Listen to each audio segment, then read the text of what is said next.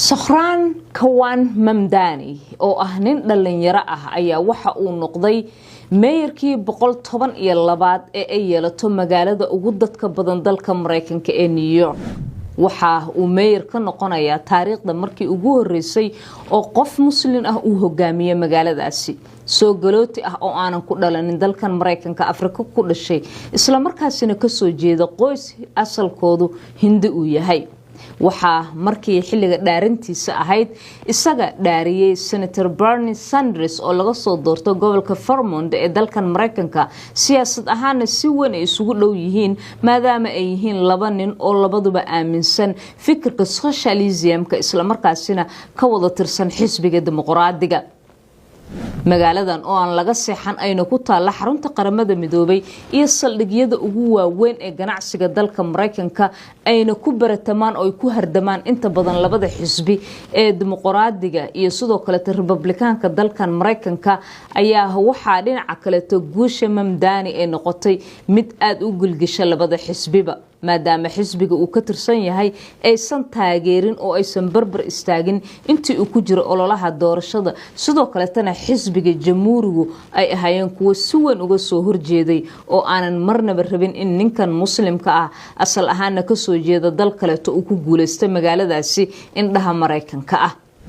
Sokhran Mamdani oo ah nin aad u firfircoon isla markaasina dimuqraadi ah sida aan soo sheegay waxa dhinaca kale ololihiisa doorashada uu wacad ku maray in uu wax badan ka bedeli doono dhibaatooyinka heesta magaaladaasi oo dadka reer New York ba keentay inay isaga doortaan. waxyaabaha uu sheegay inuu wax ka qaban doono ka sokow siyaasadda inuu wax badan ka bedeli doono ayaa waxa ay ahayd arrimaha maciishada cirka ah inuu hoos u soo dhigi doono guriyeenta iyo dhibaatooyinka guryaha dadka ku haystaan wax ka bedeli doono sidoo kale tan wax ka qaban doono arrimaha dadka basaska iyo gaadiidka ee raacan oo aad ugu adag ayadana xataa qaali ah. waxyaabo badan oo uu sheegay markii uu guuleystay habeenkii guuleystay khudbadiisa inuu wax badan ka qaban doono ayaa hadaba xalay markii dib mar kale loo dhaariyay Mamdani waxa uu ku celiyay in uu ka dhabeyn doono ballanqaadkiisa hore uu ugu sameeyay malaayiinka dadka ah ee ku dhaqan magaalada New York.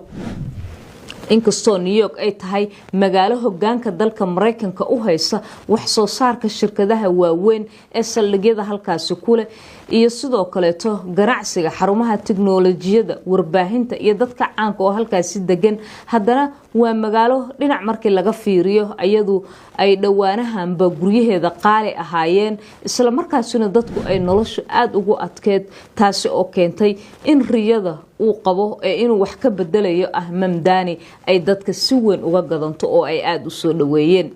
khudbadiisa ayaa hadaba intii aan dhageystay Mamdani mar kale waxa uu ku celiyay intii ugu muhiimsaneed ee inuu wax ka qaban doono magaaladaasi dhibaatooyinka dadka sida weyn ugu haysta ee guriyeenta dhaqaalaha iyo sinaanta sida uu sheegay qoomiyadaha kala gedisan iyo dadyowga soo galootiga ah ee magaaladaasi ku dhaqan. maxaa uu yiri haatana aynu eegno. Those in rent-stabilized homes will no longer dread the latest rent hike because we will freeze the rent.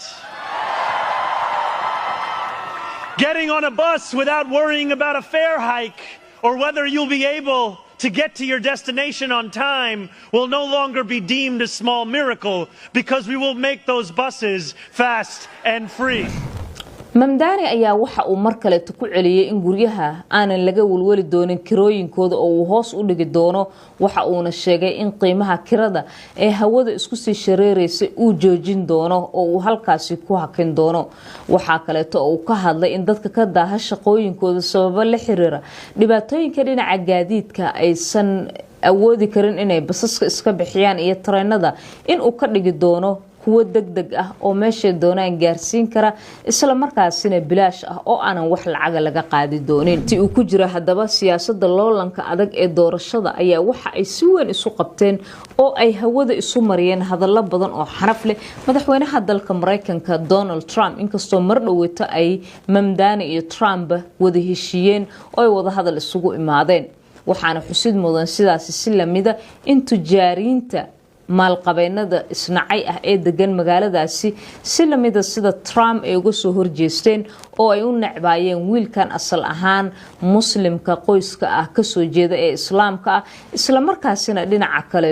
soo galootiga ah balse waayadii ugu dambeysay qandhadaasi ayaa wax badani hoos u degtay maadaama Mamdani uu ku guuleystay meeyarnimada magaaladaasi majarahana uu hayo hoggaankeeda iyo sidoo kaleeto qaybaha kala gedisan ee laamaha amniga ee magaaladaasi oo hoos imaanaya asaga. Mayor Mamdani ayaa leh cidii ii codeysay iyo kuwaanan ii codeyninba dadka reer New York waa dadkayga. Markale maxaa uu yiri? I stand alongside over 1 million New Yorkers who voted for this day nearly 2 months ago. And I stand just as resolutely alongside those who did not. I know there are some who view this administration with distrust or disdain,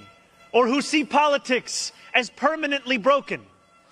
And while only action can change minds, I promise you this.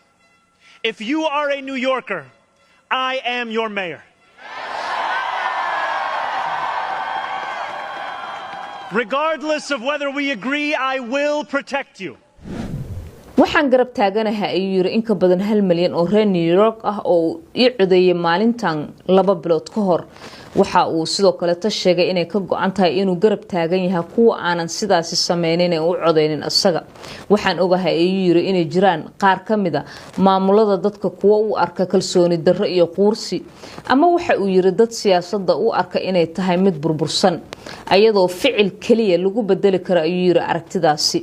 waxaan ballan qaadayaa ayuu yiri tan haddii aad tahay reer New York waxaan ahay meeyarkaaga. Kasakow ayaa waxa uu sheegay dhibaatooyinka heesta dadka reer New York oo wax badan uu ka qaban doono. waxa dhinaca kale uu sheegay tijaarinta xoogan ee degan magaaladaasi in dhaqaalaha uu ka qaado uu u adeegsan doono in wax badan oo magaaladaasi wax ka bedel uu ku sameeyo haddii ay noqoto gaadiidka dadka ay raacaan amaba ay noqoto guryaha iyo qiimo jabistoodaba. Mamdani waxa uu ka hadlay magaalada New York inay tahay magaalo dadka u dhex ah isla markaasina sida uu yiraahday aanan loo kala saari doonin dadka muslimiin, Hindu ama Christian noocay doonaan ba ha noqdaan. waxa uu sheegay in goobaha cibaadadu ay noqon doonaan kuwa siman sidoo kale tan dhaqamada kala gedgedisan ee magaaladaasi dadkeedu ay leeyihiin ay noqon doonaan kuwa si siman loo arko. waxa xusid mudnayd inuu soo hadal qaaday dadka Falastiiniyiinta markaasi oo tobanaanka kun ee dadka afagaaraha uu kula hadlayayna ay si weyn codsa waxan leh ugu soo dhaweeyeen hadaladiisii Falastiin uu ka sheegay maxay ahaayeen. They will be Palestinian New Yorkers in Bay Ridge.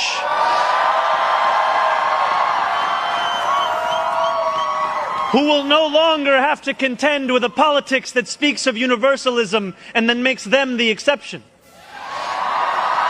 waxa uu sheegay in Falastiiniyiinta reer New York ah ee degan sida uu yiri Bay Ridge aysan mar dambe la hardami doonin siyaasadaha ka hadla sinaanta iyo cadaaladda loo dhan yahay ee ayaga sida gaarka ah